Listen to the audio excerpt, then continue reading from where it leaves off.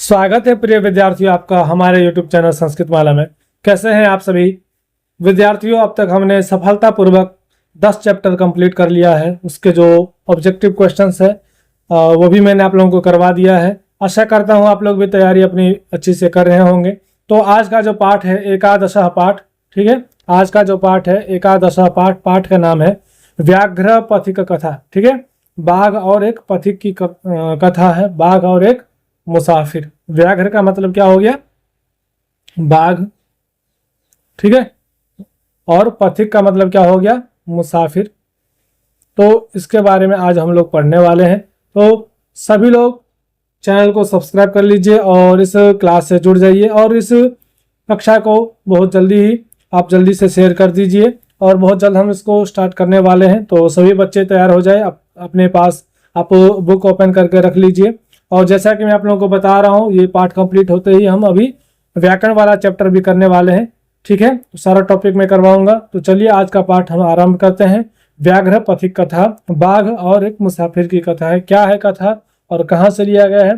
तो पहले इस कथा का हम परिचय जान लेते हैं। ठीक है, पहले हम इसका परिचय जान लेते हैं। क्या लिखा है? अयम पाठ, यह जो पाठ है नारायण पंडित रचितस्य हितोपदेश नामकस्य नीति कथा ग्रंथस्य मित्र लाभ नामक खंडा संकलितः। जैसा कि मैंने आपको पहले भी बताया था, हितोपदेश के बारे में पहले भी आ रखा है ना, तो और पंचतंत्र के बारे में आ रखा था। तो मैंने आपको भी बताया कि पंचतंत्र और हितोपदेश, ठीक है, इसमें कथाएं दी गई है। जो पंचतंत्र है उसके लेखक कौन है? विष्णु शर्मा। पंचतंत्र के लेखक कौन है? विष्णु शर्मा। और हितोपदेश के लेखक कौन है? नारायण पंडित। यहाँ ध्यान रखना है आपको, हितोपदेश के लेखक है नारायण पंडित और ये एक नीति ग्रंथ है, जैसा कि पहले भी बताया गया है। और यह जो क्या है कहानी है वो कहाँ से लिया गया है? मित्र लाभ प्रकरण से लिया गया है। तो चलिए आगे पढ़ते हैं। हितोपदेशे बालकानां मनोरंजनाय नीति शिक्षणाय च नाना कथा पशु पक्षी संबद्धा श्राविता। और हितोपदेश में, ठीक है, कहाँ पे? हितोपदेश में बालकानां अर्थात बच्चों के मनोरंजन के लिए और नीति शिक्षणाय अर्थात मनोरंजन के साथ साथ क्या है वो कुछ नीतियों को भी, वो नीति शिक्षा भी सीखे। इस प्रकार से क्या है? नाना कथा अर्थात अनेकों प्रकार के पशु पक्षी संबंधा श्राविता अर्थात उनसे संबंधित जो कहानी है वो सुनाया गया। और उस कहानी के जरिए, ठीक है, हमें यह नैतिक शिक्षा प्रदान किया गया। हमें यह बतलाया गया है कि हमें किस किस कर्तव्य को करना है और किस किस कर्तव्य को हमें छोड़ना है, क्या कर्तव्य करना है, क्या नहीं करना है। आगे पढ़ते हैं। प्रस्तुत कथायाम लोभस्य दुष्परिणाम प्रकटितः। इस पाठ में हम पढ़ेंगे कि लोभ का क्या दुष्परिणाम हो सकता है, ठीक है, उसके बारे में दिया गया है। तो इसको आप कहानी के माध्यम से आज जानेंगे। फिर दिया है पशु पक्षी कथा नाम मूल्य मानवानाम शिक्षार्थम प्रभूतम भवति इति एतादृशी भी कथा भी जायते।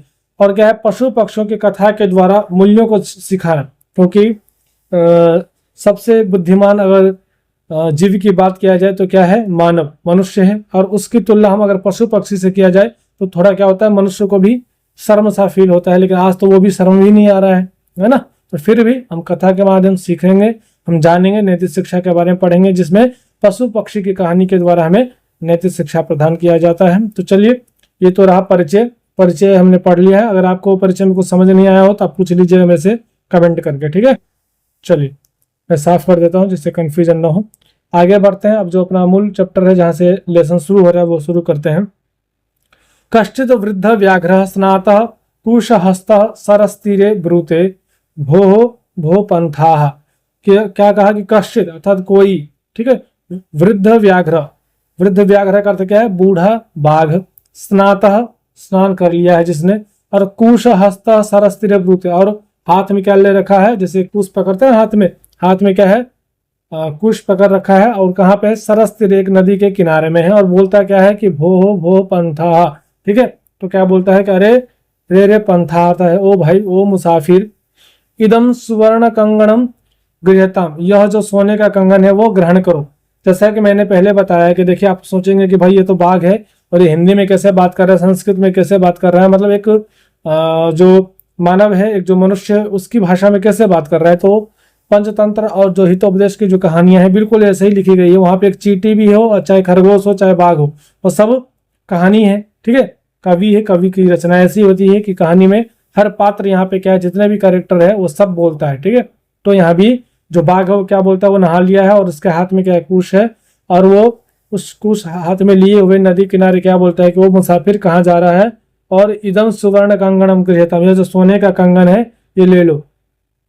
ततः लोभाकृष्टेन केनचित पांथेन आलोचितम, ठीक है, और लोभ के कारण, कोई भी हो, अगर कोई सोने का कंगन दे रहा हो तो भाई लोभ तो आएगा ही। हाँ, या नहीं ले, लेकिन एक मिनट तो थोड़ा रुक के सोचेगा ही ना।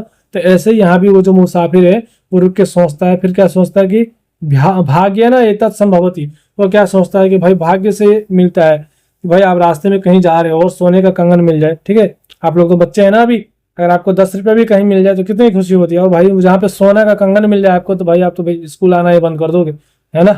तो आप स्कूल ही नहीं जाएंगे, सोने का कंगन जिंदगी मिल गया तो।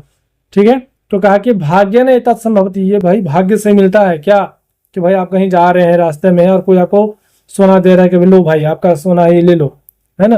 तो कहा कि भाई ये तो भाग्य से मिलता है। किम त्वस्मिन् न आत्म संदेह प्रवृत्तिर न विधेया, कहा कि इसमें आत्मसंदेह नहीं करना चाहिए इस विषय में, अगर सोना मिल रहा है तो ले लेना चाहिए। फिर भी संदेह तो होता ही है ना, संदेह करना भी चाहिए और नहीं भी करना चाहिए। क्या, एक तो होता है कि भाई ले ले, दोनों मन में चलता रहता है ना, दोनों प्रकार के चलते रहते, ले लेते हैं, कोई देख थोड़ी रहा है। फिर दूसरा ये चलता है भाई किसी का होगा, कहीं बाद में पता चल गया तो फिर मेरे ऊपर है ना वो चोरी का इल्जाम लगा दे, ये क्या है, संदेह चलता रहता है दिमाग में। फिर कहा कि अनिष्ट आदिष्ट लाभे अपनी न गतिर जायते शुभा, यत्रास्ते विषम संसर्ग मृतम तदपि मृत्यु एवं, तो कहा कि यत्र, ये यत्र यहाँ जोड़ लेना आपको। ठीक है, कहा कि यत्र अनिष्ट आदि, ठीक है, अनिष्ट आदि इष्ट लाभे अपनी, जहां पे अनिष्ट हो रहा हो और इष्ट लाभ होने पर भी न गतिर जायते शुभ, ऐसा लग रहा हो कि भाई कुछ न गतिर जायते शुभ, शुभ अर्थात शुभ, ऐसा लग रहा हो कि भाई कुछ अच्छा नहीं है, ठीक नहीं है, जहां पे क्या है, जहां पे आपका संदेह बना हुआ है, सही भी है और गलत भी, ऐसा कुछ संदेह बना है, कहीं लाभ भी देख रहे हैं हानि भी, ऐसा कुछ दिख रहा है आपको, गतिर जायते ऐसा आपकी गति दिख रहा है, तो वो वहां पे शुभा, ठीक है, वो शुभ नहीं होता है। एक होता है ना कि भाई जिसमें बिल्कुल भी संदेह नहीं, हाँ भाई ले लिया, बिल्कुल इसमें डाउट ही नहीं है कि आगे कुछ इसका दुष्परिणाम हो सकता है, लेकिन जिसमें दुष्परिणाम हो, जिसमें संदेह बना हो कि लेना है कि नहीं लेना है, क्या करे, मेरा है या किसका है, ऐसा संदेह बना हुआ है, तब वहां पे क्या है, न गतिर जाए तो शुभ, ऐसी जो गति हो तो शुभ नहीं होती है, वहां पे रुकना चाहिए। फिर कहा कि यत्र अस्ते विषय संसर्ग अमृतम यद्यपि मृत्यु, कहा कि अगर आप पूरा का पूरा अमृत पी लेते हैं तब तो भाई आप अमर हो ही जाएंगे, लेकिन मान लीजिए आपने इतना, ये मैं बता रहा हूँ आप उदाहरण, आपने इतना अमृत पिया और उसमें देख लीजिए अगर थोड़ा सा भी विष, ये रहा विष, ठीक है, अगर आपने थोड़ा सा भी विष का पान कर लिया है तो फिर भी आपकी मृत्यु निश्चित है ना जी। अगर आप बेशक अमृत पी लीजिए लेकिन थोड़ा सा उसमें अगर विष मिला दिया गया है तो वो विष का काम करेगा, फिर वो अमृत का काम नहीं करेगा। ऐसे ही आप संदेह में है कि लेना है कि नहीं लेना है, सही है कि गलत है, अगर ऐसे में है तो भाई निश्चित रूप से वो क्या है, संशय आपको भाई दुर्गति प्राप्त करवाएगा। ठीक ऐसे ही कहा, उदाहरण दिया कि जैसे अमृत में अगर थोड़ा सा भी विष मिला दिया जाए तो विष का ही काम करता है, वो अमृत नहीं बनेगा। यहाँ तक आपको समझ में आ गया होगा, है ना। आगे बढ़ते हैं, आगे दिया गया है किंतु सर्वत्र अर्थार्जन प्रवृत्ति संदेह एवं तन निरूपयामी तावत, कहा कि किंतु सर्वत्र अर्थात सभी जगह, है ना, अर्थ अर्जन प्रवृत्ति संदेह, और कहीं पे अर्थ का अर्जन करना अर्थात किसी चीज का मिलना, अर्जन करना, प्रवृत्ति संदेह ही रहता है। ठीक है, तन निरूपयामी तावत, इसके लिए इसको निरूपण करने मतलब उसको हटा देना चाहिए। प्रकाशम ब्रूते, और कहा गया है प्रकाशम ब्रूते, और क्या कहता है कि कुत्र तव कंगणम, वो जो मुसाफिर है वो क्या कहता है कि कुत्र तव कंगणम, वो तुम्हारा कंगन, सोने का कंगन क्या है, कहाँ है। यहाँ पे कहानी इस प्रकार है विद्यार्थियों, जब ये मुसाफिर ज्यादा सोच विचार कर लेता है, उतना सोच विचार करने के बाद भी वो क्या बोलता है कि भाई तुम्हारा कंगन कहाँ है। फिर क्या बोलता है कि व्याघ्रो हस्तम प्रसार्य दर्शते, वो हाथ ऐसे प्रसार करता है, देखो भाई ये रहा कंगन, ये ले लो। ठीक है, पांथो अवत, वो जो अवदत, वो जो मुसाफिर वो क्या कहता है कि कथम मारात्मक त्वयि विश्वास, कि भाई पांथो अर्थात वो जो मुसाफिर है, ठीक है, वो जो राही है, मुसाफिर है, अवदत, वो बोलता है, क्या बोलता है कि कथम मारात्मक त्वयि विश्वास, भाई कथम अर्थात कैसे, कथम का मतलब क्या होता है कैसे, मारात्मक है अर्थात जो हिंसक प्राणी हो, ठीक है, जो हिंसक हो, ताकि तुम तो भाई हिंसक प्राणी हो। त्वयि विश्वास, तुम पे विश्वास कैसे किया जाए, तुम तो भाई कभी भी मार सकते हो, तुम्हारे ऊपर विश्वास कैसे करूं मैं। ये कौन कहता है, पथिक कहता है, किससे, उस बाघ से। तो व्याघ्र उवाच, फिर वो व्याघ्र बोलता है कि शृणु, सुनो, रे पंथा, सुनो रे मुसाफिर, ऐसा बोलता है। कौन बोलता है, ये बाघ बोलता है कि प्रागेव यौवन दशायाम अति दुर्वृत्तम आसम, कहा कि पहले ही, प्राग एव अर्थात पहले ही, यौवन दशायाम अति दुर्वृत्त आसम, यौवन दशा अर्थात जवानी में, ठीक है, यौवन दशायाम, यौवन दशा का मतलब क्या है, जवानी में, जब मेरी जवानी थी, जब मैं मजबूत था, तब अति दुर्वृत्तम आसम में बहुत बलिष्ठ था, ठीक है, अति दुर्वृत्तम आसम, और बहुत हिंसक प्राणी भी था, है ना, बहुत सारा पाप भी किया उस समय में। अनेक गो मानुषाणाम वधान में पुत्रामृता दाराश्च वंशहीनाश्च हम, और उस समय क्या कहा मैंने, बहुत सारे गायों को, ठीक है, अनेक गो मानुषाणाम अर्थात बहुत सारे गाय को मैंने खाया, मनुष्यों को खाया, वधान मतलब वध किया। ये कब की बात बता रहे हैं, जब ये जवानी में था तब की बात बता, जिस कारण से क्या हुआ, मैं पुत्र, मेरा जो पुत्र है, मेरे जो पुत्र है, मेरे जो संतान है, और दाराश्च और जो मेरी पत्नी है वो भी क्या हुआ, मर गई, जिस कारण में क्या हो गया, वंशहीनाश्रम, जिस कारण में वंशहीन हो गया, मेरा पूरा वंश ही खत्म हो गया, मेरी पत्नी भी मर गई, है ना, मेरा बेटा भी मर गया। क्यों, कि मैंने जवानी में बहुत सारे गायों को मार दिया, है ना, मनुष्यों को मारा, इस कारण। फिर कहा कि ततः केनचिद धार्मिक न अहम आदिष्ट, फिर किसी धार्मिक ने मेरे को आदेश दिया, क्या दिया कि दान धर्मादिकम चरतु भवान, ठीक है। ये देखिए बाघ बोल रहा है, क्या बोला, देखो कितना फेंक रहा है, ये क्या बोला कि फिर किसी धार्मिक संत ने आके मेरे को क्या कहा कि भाई आप इतने सारा पाप किए हैं जवानी में, तो आप क्या है, कुछ दान धर्म आदिकम चरतु भवान, अर्थात कुछ दान धर्म कीजिए। कौन बोलता है, ये बोलता है आपका जो बाघ है वो बोलता है, किससे बोलता है, और पथिक को। फिर कहा कि तद उपदेशादि दानम इहम दानम, ठीक है, तद उपदेशादि, ठीक है, इदानीम अहम स्नानशीलो दाता वृद्धो गलित खदंतो कथम न विश्वास भूमि, कहा कि इसीलिए इस समय में क्या है, स्नान वगैरह नहा धो के आया हूँ, है ना, इसीलिए मैं नहा धो के पूजा पाठ करके आया हूँ, और इसलिए तुमको क्या है, दान दे रहा हूँ, तो फिर तुम्हारे मतलब तुम मेरे को विश्वास क्यों नहीं करोगे, ऐसा कौन बोलता है, बाघ बोलता है। फिर क्या है, मया च धर्मशास्त्राणी अधीतानी, और इतना ही नहीं, मैंने धर्मशास्त्रों को भी अध्ययन किया है, ऐसा नहीं है कि मैं इतना मूर्ख हूं, मैं पढ़ा लिखा भी हूँ। कौन बोलता है, बाघ, ठीक है। फिर क्या बोलता है कि सुनो, जैसा कि सुनो, फिर क्या वो बाघ श्लोक सुनाता है। देखिए विद्यार्थियों, यहाँ पे कथा में बाघ भी श्लोक सुनाता है, और आप लोग भी श्लोक याद कीजिए, ठीक है। आप लोगों को भी बहुत सारा श्लोक याद नहीं है, अभी इससे पहले हम कई सारा श्लोक पढ़ लिए, लेकिन मेरे को नहीं लग रहा है कि आप लोगों को एक भी श्लोक याद होगा, है, तो आप लोग भी याद कीजिए। देखिए ये बाघ है, क्या श्लोक सुनाता है कि दरिद्रान भर कौन्तेय माँ प्रयच्छेश्वर धनम व्याधि तस्य औषधम पथ्यम निरुजस्य किम औषध है। तो ये महाभारत का श्लोक सुनाता है, क्या है कि कौन्तेय अर्थात कुंती पुत्र, दरिद्रान भरा माँ प्रयच्छ ईश्वर धनम, कहा कि जो दरिद्र लोग हैं, है ना, उनको ही दान दो, जिसको पैसे की जरूरत नहीं उसको दान देके, उसको धर्म, जिसके पास ऐश्वर्य है उसको दान देके क्या फायदा, ठीक है, इसलिए जो गरीब है उनको दान दो। व्याधि तस्य औषधम पथ्यम, और जो रोगी है, जो बीमार है, उनको ही औषधि दो। निरुजस्य किम औषध है, और जो ठीक है, जो बिल्कुल फिट है, उनको दवाई देके क्या होगा, ठीक है। तो ये कौन बोलता है, ये बाघ बोलता है। देखिए संस्कृत में बोला है इसने।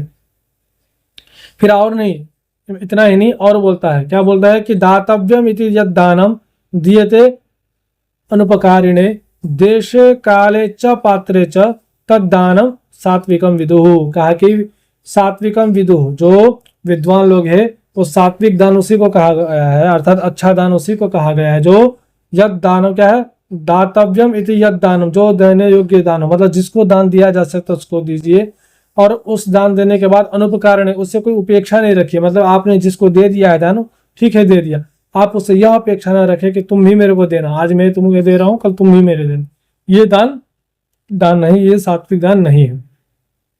देशे काले च पात्रे च तद दानम सात्विकम विदुः, देश, ठीक है, देश अर्थात अलग अलग स्थानों पर समय के अनुसार और किसको दान देना है, किस व्यक्ति को दान की अधिक आवश्यकता है, उस प्रकार से अगर दान दिया जाए वो दान सात्विक कहलाता है, ऐसा विद्वान लोग कहते हैं। लेकिन फिलहाल ये श्लोक कौन बता रहा है? ये बाघ बता रहा है, किसको? पथिक को। ठीक है, आगे कहानी इस प्रकार है कि यद अत्र सरसी स्नात्वा सुवर्ण कंगणम गृहाणम, इसलिए तद अत्र, इसलिए सरसी अर्थात इस नदी में पहले तुम नहा लो। ठीक है, स्नात्वा अर्थात नहाकर, सुवर्ण कंगणम गृहाणा, तो नहा होके क्या है, इस कंगन को तुम फिर ले लो, लेकिन पहले तुमको इस पानी में क्या है, नदी में आकर नहाना पड़ेगा। देखिए किस कहानी विद्यार्थी में आपको जैसे कि पहले भी बताया आपको, अगर आप कहानी भी याद रखते हैं ना, अगर आप कहानी भी याद रखते हैं तो आप आसानी से कर लेंगे, बिल्कुल भी आपको कहीं दिक्कत आने वाला नहीं है। बस कहानी याद रखिए कि किसने क्या बोला। अभी देखिए मुसाफिर और इस बाघ की जो आपस का कन्वर्सेशन है वो चल रहा है, बस आपको ये याद रखना है कि मुसाफिर ने क्या बोला और बाघ ने क्या बोला, इतना आपको याद रखना है। आगे है कि ततो यावद असौ तद्वचा प्रतीतो लोभात सरा स्नातुम प्रविशति, और जैसे ही क्या कहते हैं, बाघ का इसने क्या किया, श्लोक वगैरह सुना, भाई तो बहुत पढ़ा लिखा है, इतना अच्छा से बता रहा है, उसके ऊपर फिर विश्वास हो जाता है ना। और विश्वास के कारण वो क्या करता है, तद्वचा प्रतीतो लोभात सरा, और उसके मीठी मीठी बातों को सुनकर लोभात सरा, और वह लोभ के कारण लोभ में फंस जाता है, और स्नातुम प्रविशति, और नदी में स्नान के लिए प्रवेश करता है कि भाई चलो अब तो भाई अब क्या ही इसमें कहना है, भाई इतना अच्छा श्लोक सुना दिया है, बस मेरे को क्या करना है, इसमें बस नहाना है, नहाओ और सोना का कंगन ले लो। फिर क्या कहता है कि तावन महापंके निमग्न पलायतुम अक्षमा, जैसे वो पानी में उतरता है, ठीक है, वो जो पथिक है जैसे ही पानी में उतरता है तो क्या होता है, महापंके निमग्न पलायतुम अक्षमा, और जैसे ही पानी में उतरता है कि भाई वो कीचड़ में जाता है फंस, जैसे ही कीचड़ में फंसता है फिर वो बहुत हिलडोल करता है, अब वो निकल ही नहीं पा रहा है, वो फंस गया वो कीचड़ में, है ना। पंके पतितम दृष्टा व्याघ्रो वदत अह, ठीक है, अह महापंके पतितोऽसि, ठीक है, अतः त्वाम अहम उत्थापयामि इत्युक्ता शनैः शनैः उपगम्य तेन व्याघ्रेण धृतः सपांथो अचिंतयत। फिर क्या होता है, पंके पतितम अर्थात पंक बोलते हैं कीचड़ को, ठीक है, पंक से क्या बना है, पंकज, पंकज बोलते हैं कमल, ठीक है। तो कीचड़ में गिरते ही देखकर व्याघ्र भवत क्या, ओहो हो, ठीक है, बहुत भयंकर एक्टिंग करता है, एक नंबर का ड्रामेबाज है ये बाघ, ठीक है, जो बाघ है एक नंबर का ड्रामेबाज है। क्या एक्टिंग करता है, ओहो हो, क्या है, महापंके पति, तो तुम तो भाई कीचड़ में फंस गए, ओहो हो, ठीक है, अतः तुम अहम उत्थापयामि, इसलिए मैं तुमको उठा रहा हूँ, निकाल रहा हूँ, चिंता मत करो, मैं उठाता हूँ ना मैं। इत्युक्त्वा शनैः शनैः उपगम्य तेन व्याघ्रेण धृतः सपांथो अचिंतयत्, और धीरे धीरे बाघ जो है उसके पास जाता है, किसके पास, वो मुसाफिर के पास। मुसाफिर तो भाई कीचड़ में फंसा हुआ है, फिर वो क्या है, अचिंतित, फिर सोचता है कि अवशेन्द्रिय चित्ता नाम हस्ती नाम एवं क्रिया दुर्भग आभरण प्रायो ज्ञानम भार क्रियाम विना, ये आप 9th क्लास में भी ये वाला श्लोक आया है। तो फिर क्या कहा जाता है कि अवशेन्द्रिय चित्ता नाम, ताकि जिस व्यक्ति का अपने इंद्रिय पर कंट्रोल नहीं है, जो जिसके अपने इंद्रिय पर कंट्रोल नहीं है, ठीक है, पर मतलब कोई भी उसको बोला और वो तुरंत करने के लिए तैयार हो गया, अपना कोई भी बुद्धि विवेक जिसका काम नहीं करता, जैसे अभी बाघ ने इसको बोला ना कि भाई तुम स्नान करो और मैं तुमको सोने का कंगन दे रहा हूं, ठीक ऐसे ही जो व्यक्ति क्या है, अपना सोच विचार नहीं करता है, अपने इंद्रिय से नहीं सोचता है, अपने इंद्रिय पर कंट्रोल नहीं है, उसका क्या, हस्ती स्नानम इव क्रिया, उसका क्रिया क्या है, हाथी के स्नान की तरह। और हाथी स्नान कैसे करता है, आपने देखेगा सूंड से पीछे डालता है पूरा पानी को, थोड़ा सा सिर पे पड़ा, थोड़ा देह पे पड़ा, फिर नीचे गिरा, कितना पानी वेस्ट होता है, वो नहाता है क्या नहाता हो तो वही हाथी ही जानता होगा, है ना। तो उसी का उदाहरण दिया है, तो कहा कि दुर्भाग आभरण प्रायो ज्ञान भार क्रिया विना, तो भाई अगर आपके पास क्या है, ज्ञान है लेकिन आप उसका क्या है, व्यवहार में नहीं लाते हैं, तो भाई दुर्भाग्य भरण प्राय, फिर वो दुर्भाग्य की बात है कि आपके पास ज्ञान भी है और फिर भी आप किसी के चंगुल में फंस जा रहे हैं, फिर भी आप लोभ में फंस जा रहे हैं, फिर भी कोई आपको मूर्ख बना दे रहा है। तो क्यों बना दे रहा है कि भाई आपके पास ज्ञान तो है लेकिन आपने उस ज्ञान को क्रिया में, आपने उस ज्ञान को क्रिया में नहीं लाया है, आपने उसको व्यवहार में नहीं लाया है, इसलिए आपको कोई भी मूर्ख बना के चला जाता है। फिर है इति चिंतयन, ठीक है, इति चिंतयन वासो व्याघ्रेण व्यापादित खादिश्च, और ऐसा सोचता हुआ, ये दो श्लोक बोलता हुआ, ये कौन बोला, पथिक ने बोला। अब क्या सोचेगा, अब तो फंस गया है, सोचना तो पहले चाहिए था ना, अब क्या सोचेगा ये। फिर कहा इति चिंतन वासो व्याघ्रेण व्यापादित खादिश्च, और इस प्रकार क्या होता है, जो बाघ है उसके ऊपर प्रहार करता है, व्यापादिता और खादिश्च, ठीक है, खादितश्च, और उसको खा जाता है, ठीक है। पथिक गया ना, सोने का कंगन भी गया, खुद भी गया, ले लिया ना सोने का कंगन। तो ज्यादा लोभ के कारण देखा कि आपने उस पथिक का क्या हाल हुआ, तो इसलिए कहा गया है कि कंगणस्य तु लोभेन मग्न पंके सुदुस्तरे। कंगन के लोभ में, यहाँ तो कंगन का लोभ बताएगा ना, यहाँ पे उदाहरण देके बताया गया कंगन का लोभ। आपको बहुत सारे लोभ दिया जा सकता है ना, बहुत सारा लोभ दिया जा सकता है कि भाई ये ले लो, ये काम कर दो, ये ले लो, चलो मेरे साथ चलो, बहुत सारा लोभ है। तो अगर आप इस लोभ में फंस जाते तो पंके सुदस्तर, जैसे वो कीचड़ में फंस गया वो मुसाफिर, और क्या होता है, वृद्ध व्याघ्रण संप्राप्त पथिक स मृतो यथा। और जिस प्रकार वो पथिक जो था, जिस प्रकार वो पथिक जो था, क्या होता है, वृद्ध व्याघ्र के द्वारा संप्राप्त था, पकड़ा जाता है, ठीक है, उसके चंगुल में फंस जाता है। और स मृतो, जैसा कि वह मारा जाता है, बिल्कुल वैसे ही मारे जाओगे। अगर किसी के लोभ में फंसोगे, किसी ज्यादा लोभ में फंसोगे, तो आप भी बिल्कुल किसी के चंगुल में फंस जाओगे। पहले लोभ में फंसो, फिर उसके चंगुल में फंसो, फिर क्या होगा, आपका विनाश होगा, है ना, फिर मारे जाओगे। तो इस कहानी से हमें नैतिक शिक्षा जो है, इस हम कहानी से हमें क्या मिलता है, शिक्षा क्या मिलती है कि हमें लोभ नहीं करना चाहिए, ठीक है। कभी भी डिसीजन लेने से पहले अपने इंद्रिय, हमारे पास इंद्रिया है ना, उस पर सोच विचार करना चाहिए कि क्या सही है क्या गलत है, इसके बाद ही हमको कोई डिसीजन लेना चाहिए, ठीक है विद्यार्थियों। तो इस प्रकार यह जो चैप्टर है खत्म होता है। नेक्स्ट क्लास में हम इसका जो ऑब्जेक्टिव क्वेश्चन है वो पढ़ेंगे, ठीक है। तब तक आप लोग इसका खुद से तैयारी कीजिए, एक बार पढ़ के देखिए, अगर नहीं समझ में आता है तो आप कमेंट कीजिएगा, ठीक है। चलिए, धन्यवाद।